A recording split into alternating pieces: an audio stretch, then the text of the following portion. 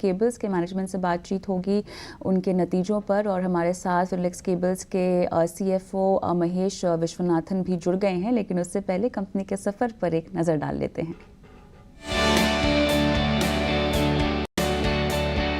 भारत की growth story ने infrastructure के विकास को दमदार रफ्तार दी है और इससे जुड़े दूसरे सेक्टर ने भी शानदार तेजी आई है। ऑटो, रियल्टी सेक्टर नई ऊंचाई पर है। इससे देश की वायर एंड केबल इंडस्ट्री के लिए कई मौके बने हैं। 1958 में बनी फिनोलेक्स केबल्स का नाम भी इसमें शुमार है। कॉपर केबल मैन्युफैक्चरर से शुरू हुए कारोबार का विस्तार हुआ और कंपनी ऑटो इंडस्ट्री के लिए PVC इंसुलेटेड केबल्स भी बनाने लगी। आज फिनोलेक्स केबल्स की पहचान इलेक्ट्रिकल्स और टेलीकॉम केबल बनाने वाली देश की लीडिंग कंपनियों में है। Company electric cables, telecom cable के साथ साथ फैन, हीटर, स्विच जैसे लाइट के कई प्रोडक्ट्स बनाती है। कंपनी ने होम अप्लायंसेस के निर्माण में भी कदम रखा है। कारोबार विस्तार की योजना समेत ग्रोथ का क्या आउटलुक है, एक्सपोर्ट बढ़ाने के लिए क्या रणनीति है, इसके साथ साथ चौथी तिमाही के नतीजों पर भी चर्चा करने के लिए हमारे साथ जुड़ गया है फिनोलेक्स केबल्स का मैनेजमेंट। महेश विश्वनाथन जी, बहुत बहुत स्वागत है आपका हमारी इस खास पेशकश में। नंबर्स तो काफ़ी अच्छे आते हुए दिखाई दे रहे हैं, लेकिन अब FY25 में आप ग्रोथ, रेवेन्यू और मार्जिन्स का किस तरह से टारगेट लगाकर बैठे हैं, ज़रा बताइएगा। नॉर्मली मैं गाइडेंस तो देता नहीं हूँ, फिर भी our outlook would be to grow at least 2 times the nominal GDP. And if I look at, अगर मैं आज की स्थिति देखता हूँ तो कंस्ट्रक्शन सेक्टर काफी स्ट्रांग लगता है। Infrastructure sector is also looking fairly strong. So अगर ये दोनों का ग्रोथ ऐसा ही रहा तो then I think we should be able to post similar growth numbers in the coming year. Wires और केबल सेगमेंट में वॉल्यूम्स यहाँ पर किस तरह से बढ़ती हुई अब दिखाई दे रही है, इसका आउटलुक FY25 में आप कैसा देख रहे हैं? Like I said, अगर कंस्ट्रक्शन एंड इंफ्रास्ट्रक्चर का अगर ग्रोथ ऐसा ही रहा जैसा इस साल रहा है, तो डबल डिजिट ग्रोथ तो हो सकता है। कम्युनिकेशन में थोड़ी सी देर हो सकती है because it is dependent on tenders from government, क्योंकि government is a very large spender in that sector. तो अगर वहां पे टेंडर आने में देरी लगा तो then to that extent the numbers may not be happening in the same period. It might get deferred.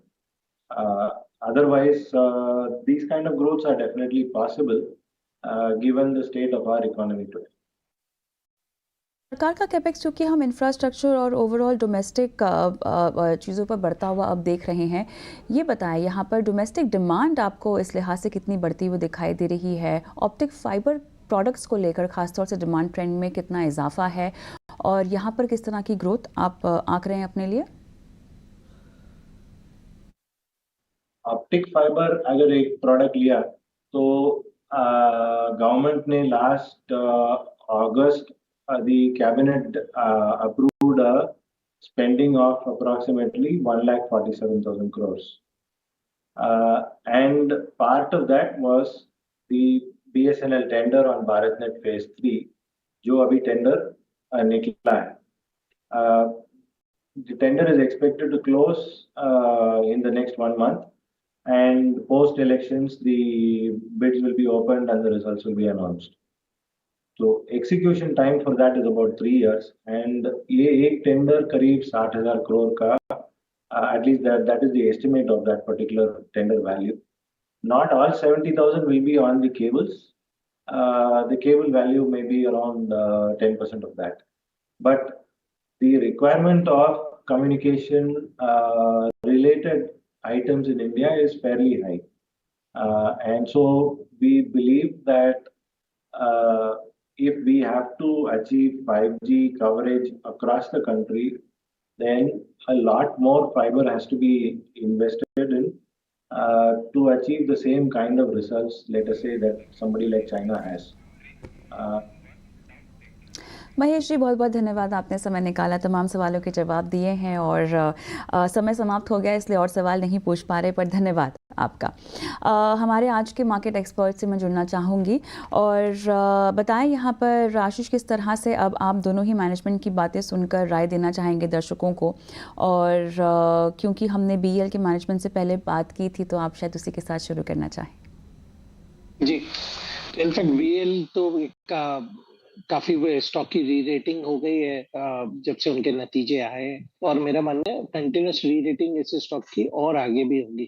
तो जैसा मोमेंटम आपको एचएल में देखने को मिला, मुझे लगता है कि बीएल भी उसी के फुट स्टेप्स पर है, क्योंकि जो उनके प्रोडक्ट्स हैं जैसे राडार है, मिसाइल्स है या नेवल सिस्टम्स है, उसका काफी बड़ा मार्केट वो उसको कैप्चर कर रहे हैं। हमें ये नहीं भूलना चाहिए कि उनका करीब जो सेल है अभी 85% ही इंडियन डिफेंस कंपनीज को है और इंडियन डिफेंस सिस्टम को है, और जो 1,70,000 करोड़ का जो एनुअल कैपेक्स बजट है सरकार का, वो इस बजट के बाद में और बढ़ेगा। तो मुझे लगता है करीब 25,000 करोड़ के ऑर्डर बुक का जो उनका एस्टिमेट है वो बिल्कुल सही है, और वो आगे भी इस टाइप के ऑर्डर फ्लो कंटिन्यूस आते रहेंगे।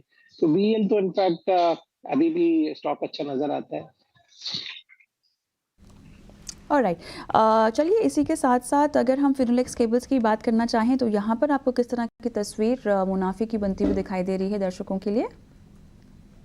जो नंबर्स आए Q4 के काफी एनकरेजिंग है। हमने देखा 151 करोड़ जो लास्ट क्वार्टर में मुनाफा था, उससे बढ़ के 180 करोड़ से भी ज्यादा का हुआ। तो ये एक पॉजिटिव डेवलपमेंट है। दूसरा, क्योंकि लार्जेस्ट इलेक्ट्रिकल और टेलीकॉम केबल कंपनी तो है ही, और जैसा वो मैनेजमेंट बात कर रहे हैं कि काफी बड़े ऑर्डर्स आगे आने वाले साल में जो 5G 6G ये सारे जो डेवलपमेंट्स हैं तो इस कंपनी को मिलते रहेंगे। बट एक जो B2C में उन्होंने अभी अपना जो एक थ्रस्ट बनाया है, जहाँ पे switch, LED lights, fans, MCBs, switches, इन सब एक्टिविटीज में शिफ्ट हुए हैं वो, यहाँ पे काफी अच्छे मार्जिन है। तो अब वो डायरेक्ट हैवेल्स या पॉलीकैब जैसी कंपनियों से भी कॉम्पीट कर पाएंगे। तो मुझे लगता है अभी 20,000 करोड़ के मार्केट कैप पे काफी बड़ा वैल्यूएशन गैप है उनका कंपेयर टू पीयर सेट। तो इसलिए आज स्टॉक ने उसको थोड़ा सा रिकॉग्नाइज किया और एक अच्छा यहाँ पे अपसाइड देखने को मिला, और इस स्टॉक पे भी हम लोग बुलिश है। 1750 से 1800 का एक साल का लक्ष्य है। ऑलराइट, दोनों ही स्टॉक्स पर राय देने के लिए और आज जो तमाम सवालों के जवाब देने के लिए आशीष, आपका बहुत बहुत धन्यवाद। तो